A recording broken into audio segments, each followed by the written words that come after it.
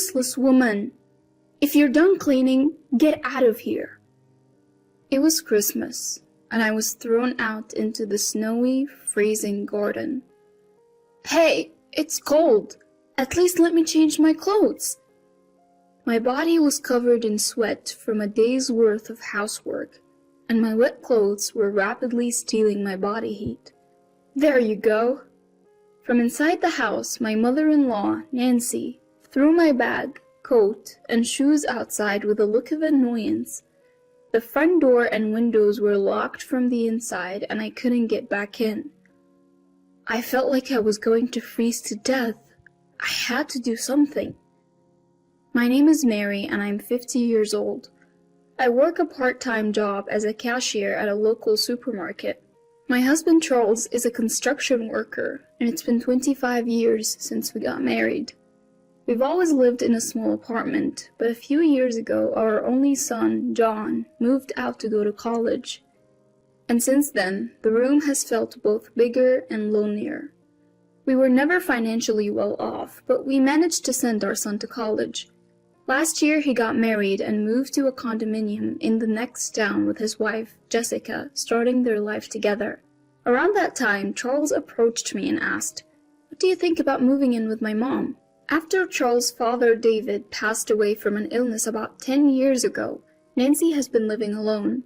Our apartment wasn't far from her house, so we would visit her once or twice a month to check on her. Nancy in her late 70s seemed to be doing well, but Charles said he wanted to be there to take care of her just in case, given her age. Charles is an only child, and he seemed worried about his mother growing older. Feeling a bit lonely since our son got married, I could empathize with Nancy's situation and agreed to Charles' offer to live together. Charles' childhood home had a garden and, although a bit old, had enough rooms. A light renovation would make it spacious enough for the three of us to live comfortably. We didn't have enough money to build a new house, but we had enough saved up for the down payment on the renovation. The remaining cost could be covered by a loan. Through Charles' work connections, we found a renovation contractor, and the work was completed in about a month. Since we knew the contractor, they finished the job for less than the market rate, which helped us save money. I am not an old lady, you know. Jeez. Nancy put on a brave face, but she seemed to like the newly renovated house. Our son helped us move the heavy furniture, and the move was done in no time. Sitting in the newly renovated living room, drinking coffee with 3 generations of family, I felt a warmth in my heart, as if we were experiencing a family reunion for the first time in a long while. When we began living with Nancy, I noticed she hardly did anything around the house. Previously, whenever we'd pop in for a visit, it was never for long, so I hadn't really paid it much mind. When she lived alone, it seemed she just cleaned what was visible and barely did any other housework. She hardly cooked for herself, mostly relying on pre-packaged meals and supermarket deli foods. No wonder I found so many empty plastic trays and food containers in the house before we renovated, I thought to myself. It made sense to me. When I asked Charles about it, he mentioned she had always been that way, often using ready-made or frozen meals. I had heard that Nancy used to work full-time, so initially, I thought maybe her busy schedule was to blame. But now, even with all the time in the world at home, she doesn't cook, clean, or do laundry. Nothing. All those tasks fall on me, while she enjoys chatting over coffee with friends who come to visit. "Mary, make some coffee. Haven't you boiled any water? Do that at least." I'd hear Nancy's voice calling out to me almost every day. "I only let you guys move in because my son insisted, but you know, she's quite thoughtless." She would say to her friends. I never asked to move in with her. It was Charles who insisted because he was worried about his mom. He felt obligated to stay with her. If she's having friends over, the least she could do is prepare the coffee herself. I wish she wouldn't badmouth me as if I'm the one at fault. I still have my part-time job. When I'm not working, I'm swamped with housework from dawn to dusk with no time for myself. Every day, without fail, another friend of Nancy's drops by. At this rate, I wondered if there was even a need to live together. Being friends with Nancy, they seem quite alike. "Oh, I forgot to bring cookies. Mary, was it? Could you buy some?" They treat me like a servant and not even reimburse me. When I brought this up to Nancy, she'd laugh it off. "Don't be so pity. Lighten up." Every week, she'd dress up and go out shopping or somewhere with her friends, not returning till late. Meanwhile, I'd be drowning in housework. Charles, maybe because he's busy at work, would often come home late. On rare occasions he came home early, he'd be drunk and just go to sleep. Whenever I tried to discuss Nancy's behavior with him during such times, he'd snap, "Quit nagging. Mom's always been like that." If I approached him sober, he'd just dismissively say, "She's getting old. Let her be." "You might tolerate it because she's your mom, but think about what I have to deal with," I'd retort. Yeah, I got it. I'll talk to her," he'd say, but then just fall asleep snoring. I considered discussing it with our son, but I hesitated to burden the young couple with our problems. As December rolled in, I got a call that Charles had an accident at work. I rushed to the hospital. Thankfully, his life wasn't in danger, but he had fractured his leg. We were now set to spend Christmas in the hospital. Normally, my son comes home for Christmas and we spend the holiday together, but this year he got married and I was wondering what to do. So, Nancy, I know this is a weird time to ask, but what are you doing for Christmas? Charles won't be able to leave the hospital for a while, and I'm not sure how to spend Christmas at my in-laws, so I decided to ask Nancy. She responded, "Christmas? What did you used to do?" "I used to spend it with John, my son. He would come home and we'd be together," I replied. "Well, why don't you go to John's? You're family. There's no need to be shy," she suggested. Even though he's my son, I feel like I'd be intruding on the newlyweds, and I feel bad about it. But Nancy has a point. I decided to call my son and see what he says. If he says no, I'll figure something out then. I called John on his mobile phone and explained that Charles is injured and will be spending Christmas in the hospital. "So what will you do, Mom?" he asked. I braced myself for rejection and asked, "Well, I was wondering if I could come to your place." To my surprise, he agreed. "Sure. Jessica wants to have a good chat with you too. It works out perfectly." I was taken aback by how easily he agreed. When I told Nancy, she was pleased and said, "Yes, that's good. Take your time," she said, seeming to be in an unusually good mood. I asked her, "What about you, Nancy? What will you do?" "Me? Oh, I'll be fine by myself," she replied. I was surprised by her response, as I was expecting her to be busy during Christmas. "So, I'll finish up the housework and head over to John's on Christmas Day," I told her. On our way back from the hospital, Nancy and I talked about our plans. It was the coldest day of the year, with snow flurries in the air. I had prepared everything the night before, so in the morning I was busy wiping windows and cleaning the kitchen. Even Nancy, who usually doesn't do much, helped me clean the floors in the shower room. I was surprised by her helpfulness. After finishing the cleaning inside the house, I picked up a broom and started sweeping the yard. It felt warm when I first stepped outside, but as the day went on, it got colder. I planned to go inside to put on more layers, but when I tried to open the front door, it was locked. I walked around the house, but all the doors were locked. I wonder if Nancy forgot I was outside and locked the door. "Nancy, please open up." I called out to Nancy in a loud voice. "Are you still here? I thought you left a while ago." I heard Nancy's voice from inside. My sweaty body started to feel cold, and I couldn't stop shivering. "I haven't changed yet, and my luggage is still inside. Please, I'm begging you to open the door." I raised my voice in desperation. "There. Isn't the cleaning done already? Hurry up and go." Nancy said while roughly throwing my rolling bag, shoes, and coat through the large window next to the front door. After that, no matter how much I screamed, there was no response from inside. With no other choice, I put on the cleaning sandals instead of my shoes, wrapped my coat around my chilled body, and walked to the bus stop. My son's condominium is about a 20-minute bus ride from my in-laws' house. "Mom, you're late. I was about to go pick you up because I was worried." My son greeted me at the entrance of his condominium after I pressed the intercom button on the first floor. "Mary, long time no see." I was greeted with a smile by my son's wife, Jessica, as she let me in the room. This is the first time I've seen Jessica since their wedding. She's a petite woman with a cute smile. "Mom, you look frozen. Did something happen?"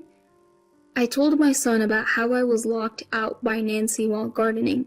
"Mary, go take a shower and warm up your chilled body first," Jessica said kindly. Her words touched my heart, and I felt like I was about to cry. "Thank you, I'll do just that," I said, and Jessica showed me to the shower room. As I took a warm shower, I could feel the warmth gradually returning to the core of my body and the sensation returning to my fingertips. It's been a while since I've taken such a leisurely shower. I felt a sense of peace that I had almost forgotten. Once I felt relieved and the hard things I had been through came flooding back, I started crying again. After the shower, a meal was prepared. "I'm not sure if it's to your liking, but please go ahead." Having a meal prepared for me without having to cook myself, it's been years since that last happened. I took a bite. Delicious. It was a nostalgic taste. "Jessica, you're a great cook," I complimented her. "Ah, I asked my mom for the recipe and practiced for today. I'm so happy. Thank you," Jessica said with a shy smile. It's been a while since I've had such an enjoyable meal. After the meal, I felt happy as I helped Jessica clean up the dishes. I didn't want to ruin the mood, but I began to quietly talk about what happened at my in-laws' house. My son considerately asked Jessica to leave the room. He probably didn't want her to hear too much. After listening to my whole story, my son seemed to remember something and said, "By the way, Nancy didn't pay much attention to me when I was little, and she didn't seem too happy either. Come to think of it, we only took him to his grandparents' house when he was little. It seems it wasn't just because he got busy playing with his friends that he stopped visiting them. She once told me to go away when I visited," he added. My son had his own thoughts about Nancy. He continued, "But I didn't think it was that bad. Once things settle down, let's go visit Nancy together," he said. "Since we started living together, Nancy has treated me terribly, but today was a bit strange even compared to that." I felt relieved knowing that my son would be with me. After pouring out what was in my heart, I felt much lighter. I never thought we could talk about this kind of thing. My son has really grown up. The next morning, as per my usual routine, I got up early and was relaxing in the living room watching TV. I thought about preparing breakfast, but I didn't want to touch the kitchen without permission, so I decided to take it easy. My son and his wife were still asleep. Suddenly the phone rang. Who could it be this early in the morning? I wondered as I checked the display. It was my in-law's number. Surprised, I answered the phone, and a male voice that I didn't recognize spoke from the other end. "Nancy's in trouble. Please help." Nancy? That's my mother-in-law's name, but whose voice was that? "Who are you? Why are you there?" I asked. The man on the other end stuttered. Then the call was cut off. A bad feeling washed over me, and I quickly woke up my son. We headed to my in-laws' house together. When we arrived, the front door was unlocked. "Nancy?" We called out as we entered the house, but there was no response. My son and I cautiously proceeded inside. We didn't know the identity of the man from the phone call or if he was still there. There was no sign of anyone in the living room. We could hear the sound of running water from the shower room, so we went to check and found Nancy lying on the floor, unconscious but breathing. "John, call an ambulance, hurry!" I shouted to my son. At the emergency hospital, Nancy was receiving life-saving treatment. She was diagnosed with a cerebral hemorrhage, and although she pulled through, she was still unconscious, so visitors were not allowed. We couldn't ask Nancy what happened between Christmas night and the morning, leaving us in the dark about the situation. I started visiting the hospital every day, but it wasn't until a week after Nancy had been admitted that she regained consciousness. By that time, Charles had also recovered enough to walk with crutches, so he had been discharged from the hospital. However, he wasn't quite used to the crutches yet and couldn't walk for long periods, so I was the only one who ended up going to visit Nancy. When I arrived at the hospital, Nancy was still bedridden. "Thank goodness you're okay, Nancy." I spoke to her, but Nancy just silently stared at the ceiling. "I received a call for John." The moment I mentioned that, Nancy looked at me in surprise. "Who was it from?" Nancy asked. I didn't know. I was the one who answered the phone, but I didn't recognize the person. Nancy just silently murmured, "I see. It was a man. Why was he at our house so early in the morning?" The front door was left wide open. Who was that man whose voice I heard? I pressed her for answers. "Just a friend's husband," Nancy replied. Even if that were true, it was outrageous for him to visit so early in the morning.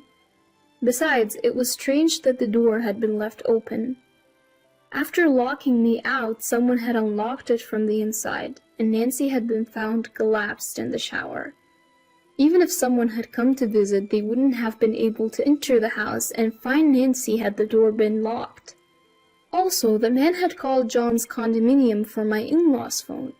When I pressed Nancy further, she finally started to open up. "All right, I'll tell you. That man was my lover, from even before I married David. And he was my lover while David was alive too.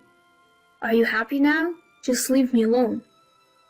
I was dumbfounded by my mother-in-law's confession. She had brought her lover into our house during Christmas when we were away, and she had locked me out because he was already inside. I wonder when he had entered the house. She also revealed that after the renovation, she and her lover had planned to kick us out of my in-laws' house and live there together. It was an unbelievable story. They say late life love is a thing, but I wish they would just do it without involving us. I didn't want to be a part of it. In that case, please have him take care of you. We don't want to know anything about it. David is gone, and you are free to do as you please, I told Nancy. "You ungrateful brat! How dare you talk to me like that?" Nancy scolded me. She may have been bedridden, but her mouth was as sharp as ever. "Who's ungrateful? I've been doing all the housework while juggling a part-time job. The house is clean because we paid for it, remember?" With that, I left the hospital room. I could hear Nancy's sobs and curses behind me, but I didn't care. She could do whatever she wanted. When I returned to my in-laws' house, I told Charles everything. His response was shocking. "Ah, that guy. I've known about him for a long time. Dad's gone and Mom's all alone. Just let it go," Charles said. My head started spinning. How dare she try to kick us out after we spent money on renovations? Can you really ask me to forgive that? I was furious and yelled at Charles. "If Mom says so, we just have to put up with it." Charles said that to me, but I couldn't even look him in the eye. "Fine. I can't live with you any longer. I'm leaving," I said, pushing him away. "Don't say that. We've gotten along for over 20 years. Charles tried to stop me in panic, but my mind was made up. No. Nancy wants her freedom, and I'm going to take mine too. My son is married and has a happy family. There's no need for us to be husband and wife anymore. You're old enough. How about you graduate from Nancy too? I have no interest in a 50-year-old man who can't escape from being a mama's boy. Charles turned red and looked like he wanted to say something, but he was silenced by my words and said nothing. Now he just has to talk to Nancy and figure it out. I want nothing to do with them anymore. Later, Charles and I got divorced. For now, I've decided to live with my son and his wife until I find a place. My son says, "You can live with us as long as you want, but I want to enjoy my freedom for a while." I'll gratefully accept their offer in spirit. Meanwhile, Jessica is expecting a baby.